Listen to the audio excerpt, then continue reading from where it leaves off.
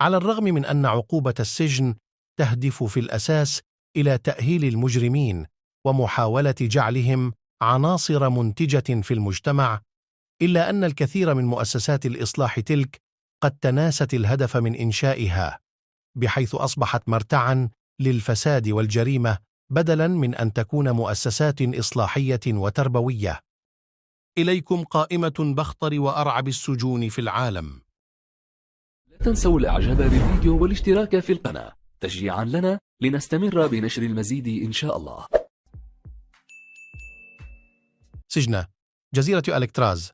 أمريكا بني هذا السجن الفيدرالي فوق جزيرة ألكتراز بخليج سان فرانسيسكو، وعرف باسم الصخرة أو جزيرة الشيطان، وبني عام 1920 لإيواء المجرمين الذين ارتكبوا جرائم التزوير، وكان لا يسمح للسجناء فيه بالتحدث، وقد تعرض معظم السجناء للاغتصاب قبل أن يغلق عام 1962 ويتحول إلى مزار سياحي. سجن إيفين إيران يقع في منطقة إيفين شمال غرب العاصمة الإيرانية طهران. أنشئ السجن عام 1962 في عهد محمد رضا شاه، وافتتح عام 1978، واحتجز في هذا السجن السجناء السياسيون قبل وبعد الثورة على نظام الشاه. وتشير التقارير الحقوقية إلى أنه كان مسرحا لتنفيذ جرائم سياسية ضد المعارضين، وبعد انتشار العديد من الأخبار عن جرائم التعذيب التي وقعت داخله اضطرت السلطات الإيرانية إلى نقله خارج العاصمة طهران وتحويل المبنى إلى حديقة عامة. يعد سجن تيكولوكا المخصص لرجال العصابات في السلفادور أحد أكبر السجون في العالم، والأكبر على الإطلاق في الأمريكيتين، وهو يتألف من 8 مبان، كل واحد منها يحتوي على 38 زنزانة تبلغ مساحتها نحو 100 متر مربع، مخصصة ل100 سجين. وبحسب BBC تحتوي كل زنزانة على مرحاضين فقط. معسكر 22 كوريا الشمالية يعتبر معسكر 28 في كوريا الشمالية أسوأ سجن في العالم بأسره، نظراً لانعزاله تماماً عن العالم الخارجي، ويعود تاريخ بنائه إلى العام 1965، وقد خصص للسجناء السياسيين، كما حبس به في بعض الحالات عدد من المساجين وأسرهم مدى الحياة. واحتوى معسكر 22 في العام 1990 على أكثر من 50,000 سجين، وتمثلت أسوأ أشكال تعذيبهم في إجراء التجارب العلمية عليهم كفئران التجارب. سجن عوفر. يقع سجن عوفر على أراضي قرية بيتونيا ورافات غرب مدينة رام الله، فيما يتبع مصلحة السجون الإسرائيلية، حيث تخصصه للسجناء الأمنيين والأسرى الفلسطينيين.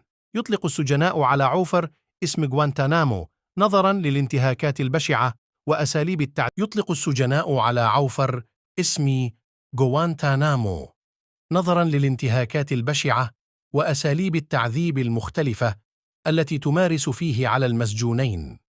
سجن نيروبي كينيا يتسع لنحو 800 سجين، وأصبح عدد السجناء فيه عام 2003 ما يقارب 3000 سجين، ولذلك فهو من أكثر السجون ازدحاما في كينيا. يعيش السجناء في تدهور واضح لقواعد الصحة العامة وتحت ظروف معيشية سيئة للغاية، ويصارع السجين خلال فترة سجنه للبقاء بصحة جسدية وعقلية جيدة. سجن جزيرة بيتاك روسيا. يمكن اعتبار هذا السجن هو نسخة روسية من سجن ألكتراز الأمريكي، وتعد تجربة السجن فيه شبيهة بالعيش في الجحيم، إذ يحبس كل سجين داخل زنزانة ضيقة شديدة الحراسة لمدة 22 ساعة ونصف، ثم ينقل المساجين خارج الزنازين إلى أقفاص مسيجة بالأسلاك الشائكة لمدة ساعة ونصف يومياً، الأمر الذي يصيبهم بالأمراض النفسية والعقلية الفية ويوصلهم فعلياً للجنون، وبسبب انخفاض درجات الحرارة بفعل المياه القريبة المتجمدة وتساقط الثلوج، فإن العديد من السجناء ماتوا متجمدين من البرد، فيما يسجن هناك عتاة المجرمين والقتلة لقضاء عقوبة السجن مدى الحياة، لأن عقوبة الإعدام محظورة في روسيا. معتقل غوانتانامو كوبا. غوانتانامو يقع معتقل غوانتانامو جنوب شرقي كوبا، ووضعت فيه السلطات الأمريكية منذ العام 2002 من تشتبه في كونهم إرهابيين. يعتبر السجن سلطة مطلقة لوجوده خارج الحدود الأمريكية، ولا يطبق بداخله أي قانون من قوانين حقوق الإنسان، إلى الحد الذي جعل منظمة العفو الدولية تقول إن معتقل غوانتانامو الأمريكي يمثل همجية هذا العصر. بينما أقر مراقبون حقوقيون أن معتقل غوانتانامو تنعدم فيه جميع القيم الإنسانية ويعامل المعتقلون بداخله بقسوة شديدة، ما أدى إلى احتجاج بعض المنظمات الحقوقية الدولية واستنكارها والمطالبة بوضع حد لهذه المعاناة بإغلاق المعتقل بشكل تام.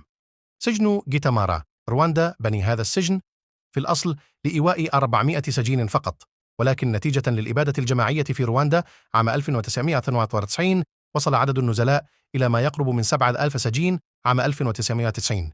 ويعد سجن جيتامارا من أسوأ السجون المعروفة عالمياً، إذ تصل الحال ببعض السجناء إلى درجة تناول لحم بعضهم البعض للبقاء على قيد الحياة. ووصفه العديد من السجناء الذين تواجدوا فيه بأنه الجحيم على الأرض، إذ لا مكان للجلوس أو النوم من شدة الازدحام، إذ يتكدس كل 4 سجناء في كل متر مربع.